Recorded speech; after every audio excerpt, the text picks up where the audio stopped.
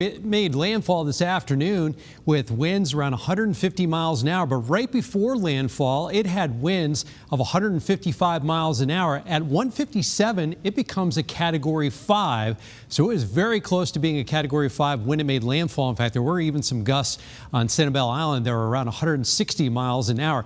We talk about the wind and the rain, but they also have storm surge. These storms push water up against the shoreline, and you take your normal ocean level and kind of increase that and put water on top of that and add waves to it.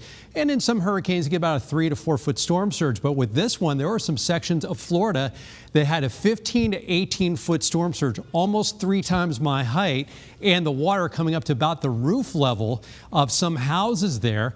But that is one thing they were dealing with there. But for